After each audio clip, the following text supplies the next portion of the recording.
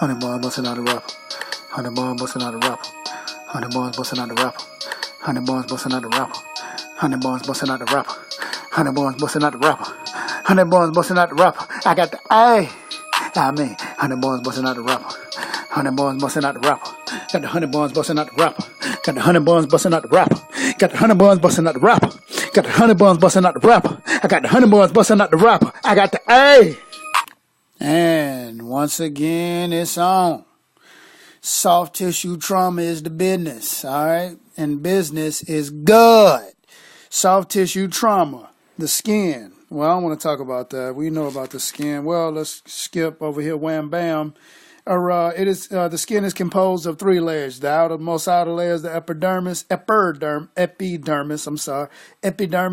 dermis, and then the subcutaneous layer, all right? It protects the body from the environment, bacteria, and other organisms, and it helps to regulate the body's temperature. The skin also senses heat, cold, touch, pressure, and pain, and it aids in the elimination of water and various salts.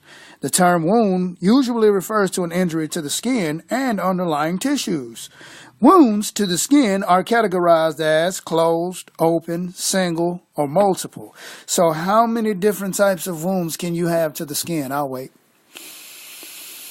If you got that wrong, slap the shit out of yourself. 4. Closed, open, single, or multiple. That's how many wounds you can have to the skin and the underlying tissues, all right? These type of injuries are discussed in detail on the following, blah, blah, blah.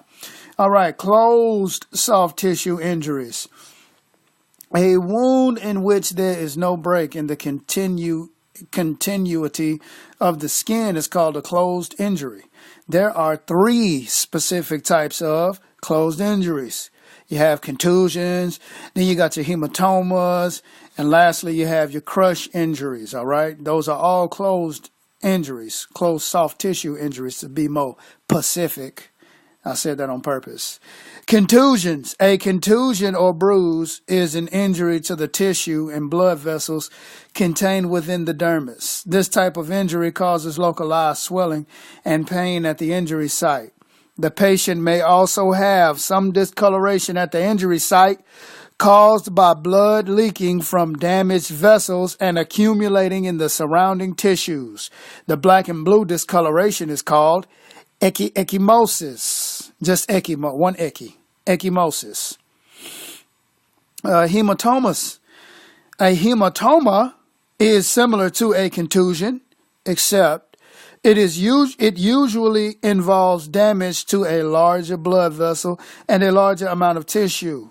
It is characterized by a large lump with bluish discoloration caused by blood collecting beneath the skin. All right, key word in that is hema. All right, I'll let you know. We talking about some blood. All right, and the other part, don't ask. The blood may also separate tissues and pool in the pockets they form.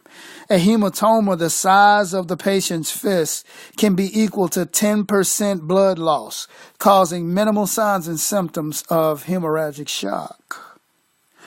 Crush injuries. A crush injury is one in which force great enough to cause injury has been applied to the body. Severe blunt trauma or crushing force can cause serious damage to the underlying soft tissues with associated internal bleeding and may result in hemorrhagic shock.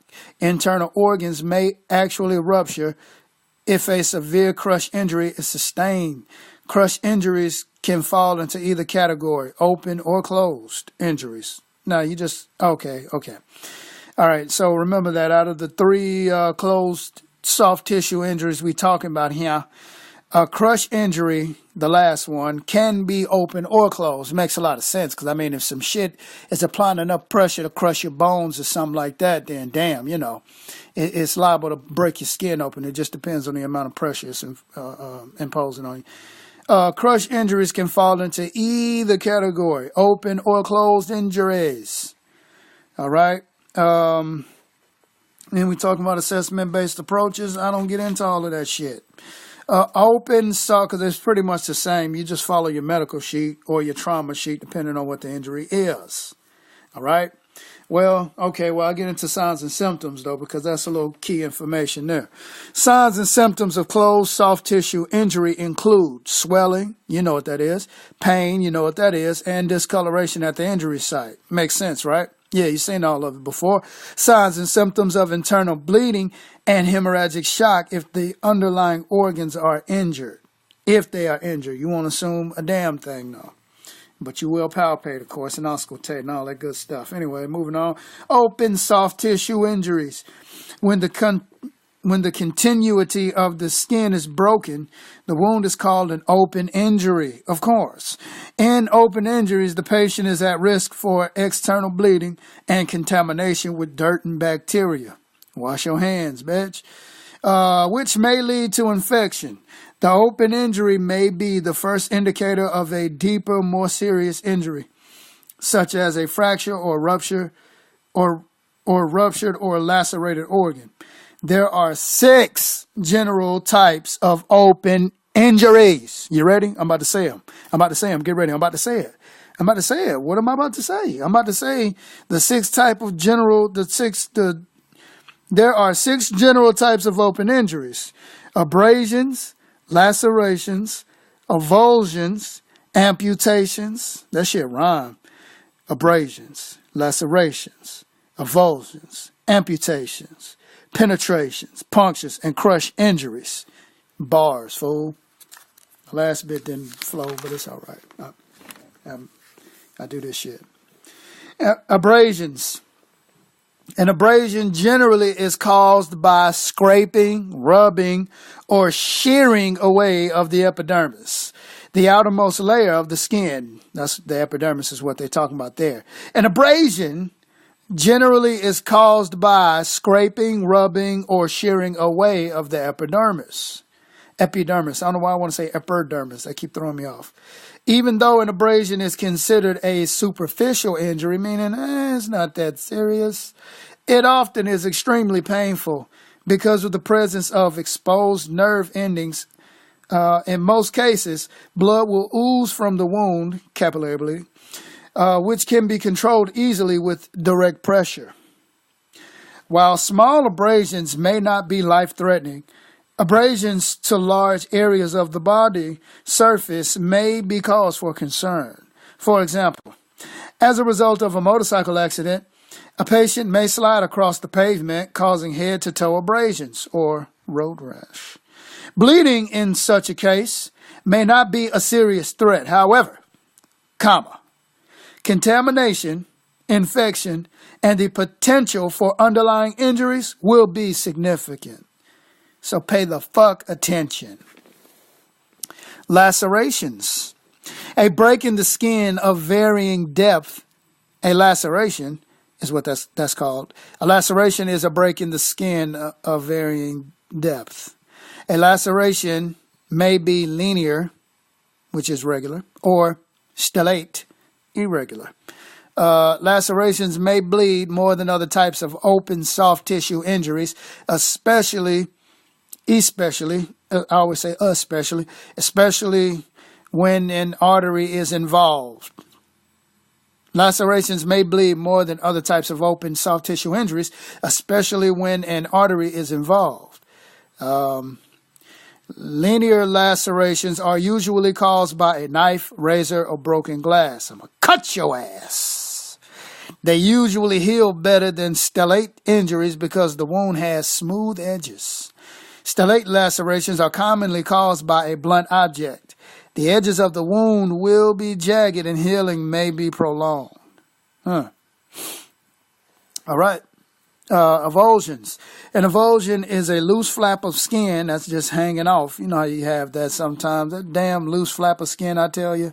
An avulsion is a loose flap of skin and underlying soft tissue that has been torn loose. Partial avulsion, or pulled completely off, total or complete avulsion. Bleeding may be severe because of blood vessel injury, although some blood vessels may tamponade, compress, themselves by retracting into the soft tissue. Healing will be prolonged and scarring may be extensive. Let's go back and read that again, because that's some real shit they just gave us right there. Wham bam. You need to remember this here. All right, I'm gonna start from the beginning, from the giddy. An avulsion is a loose flap of skin and underlying soft tissue that has been torn loose. Got that part? Okay, that's called a partial avulsion. Or pulled completely off, which would be a total or complete avulsion. All right. Bleeding may be severe because of blood vessel injury. Okay. Although some blood vessels may tamponade, which is compress, they cut themselves off from bleeding. Although some blood vessels may tamponade, compress themselves by retracting into the soft tissue, healing will be prolonged and scarring may be extensive. Okay. Avulsions are most commonly a result of accidents with industrial or home machinery and motor vehicles. They commonly involve the fingers, toes, hands, feet, forearms, legs, ears, and nose. A small amount of blood loss does not negate the possibility of a serious injury. The severity of an avulsion is directly related to the effectiveness of circulation and perfusion distal to the injury. Okay. Amputations. An amputation involves a disruption in the continuity of an extremity or other body part. Amputations, I said that word right, didn't even know it, just went right over that shit. Good. Amputations, yay for me. Amputations are the result of ripping. Let me go back. An amputation involves, I keep interrupting myself with the bullshit. I apologize. An amputation involves a disruption in the continuity of an extremity or other body part. Amputations are the result of ripping or tearing forces often associated with industrial, agricultural, power tool, or motor vehicle accidents. Bleeding from amputations may be massive. All right? Makes sense, right? However, in most cases, because of the elasticity of the blood vessels, very little bleeding occurs. An incomplete amputation typically bleeds more than a complete amputation. Always consider shock in cases of amputation, because regardless, they still bleeding, goddammit. Just remember that an incomplete amputation typically bleeds more than a complete amputation. That is interesting stuff.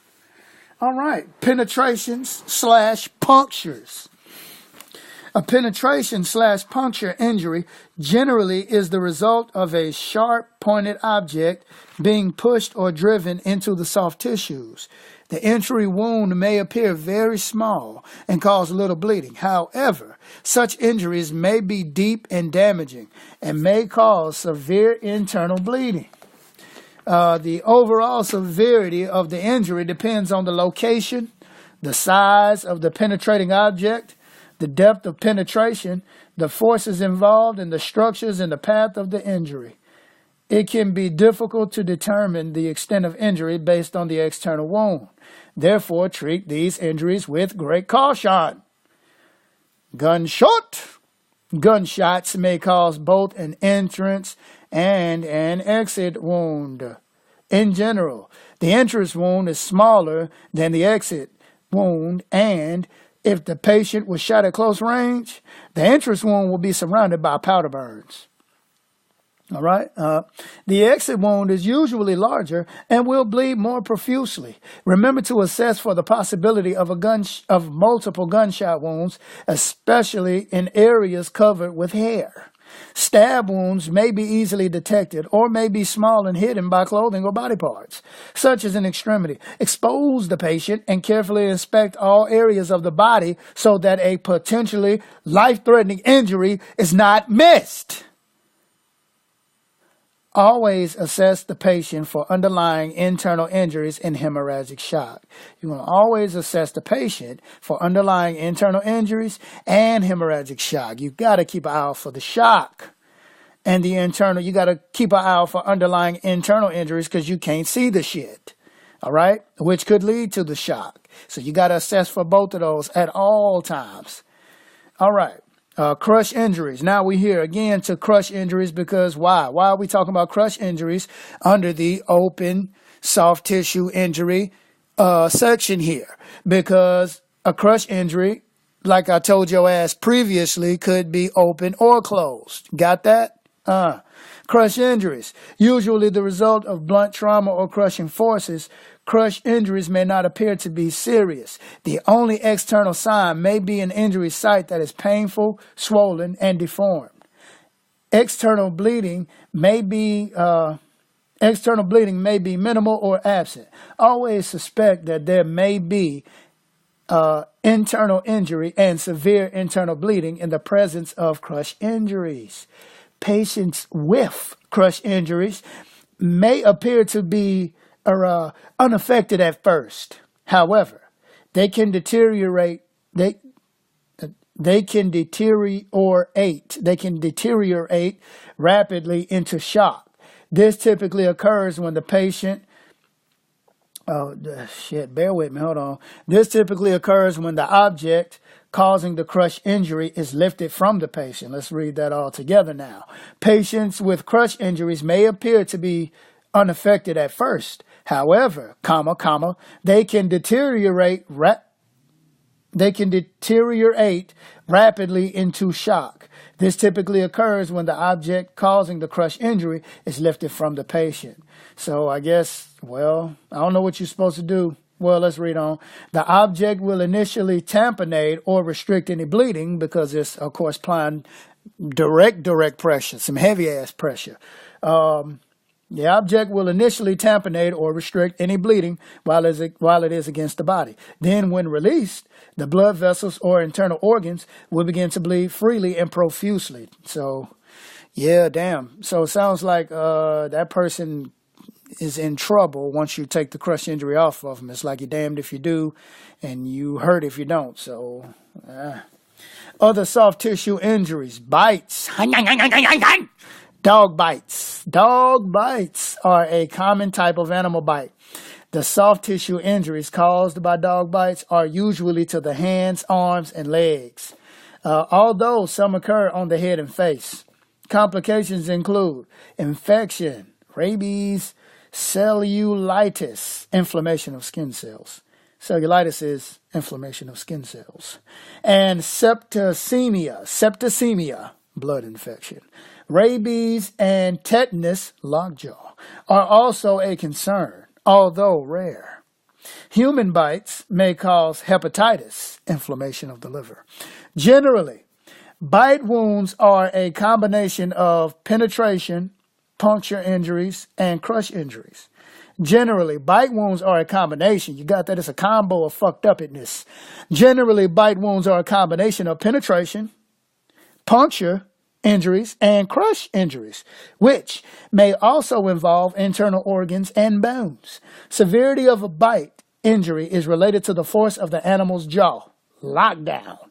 The most dangerous bite occurs from injuries over vascular areas. Human bites are probably the most difficult to manage in the long term because of the high rate of infection. The human mouth carries a greater amount of bacteria. The most frequent human bite locations are the ears, shout out to Mike, nose, and fingers. Emergency care for bites is essentially the same as for other soft tissue injuries. However minor the wound may appear, the bite should be evaluated at a medical facility. Always ensure scene safety first. Always, you know that. If possible, arrange for someone to contain or isolate the animal so that it will not interfere with you. So that it will not interfere while you provide care to the patient or bite you in the ass. Oh, shit. My bad. Wait a second. Where am I? Clamping injuries. Now, let's talk about clamping injuries. A clamping injury is a body part that is caught or strangled by some piece of machinery. Most clamping injuries involve a finger or hand in an opening, the mouth of a bottle, for example. Time is a factor because the longer a part remains clamped, the more damage there may be. Also, edema makes removal more difficult over time. Swelling. In general, if a body part is trapped in a clamping object and the patient is stable, apply a lubricant, KY jelly for example, and slowly attempt to wiggle the part loose. Ooh, shit. That sounds like it'll hurt worse. But it's clamped. I don't know. So anyway, if possible, elevate the body part above the level of the patient's head to decrease circulation pressure as you attempt to remove the part. That might hurt you. You're damned. If a clamping injury causes severe bleeding or shock, and if the patient cannot be rapidly disentangled, immediately transport the patient. Life-saving measures may then be initiated and the clamping object removed later by emergency department personnel. If the clamping object is too large to transport, specialized personnel may be required to cut away parts of the machinery or other clamping object and disentangle the patient. I messed up somewhere in there, but anyway, yeah, that sounds very bad right now. That sounds very bad. All right, let's talk about the signs and symptoms of open soft tissue injuries, and they include the following. A break in the skin and external bleeding, of course. That's the hallmark sign, if you ask me. That's the main one right there. All right, localized swelling, pain, and discoloration at the injury site. All right, and lastly, possible signs and symptoms of internal bleeding and hemorrhagic shock. Wham! All right. What else? Let me see what else I have here. They're talking about these, how to treat different injuries. And we already talked about that. All right, people. That there concludes this section on closed soft tissue wounds, injuries, and open soft tissue injuries. I hope you learned something. If you didn't, then rewind this shit, listen to it again, and soak it all up, and be confident in your ability. Pass that test. Let me give y'all some simple-minded ass wisdom. When you get in front of that test, just remember it's a piece of paper with words on it, okay? And when in doubt about a question, remember that the answer is on the motherfucking page. That's assuming that the test is multiple choice. If it ain't, then I can't help you, bitch.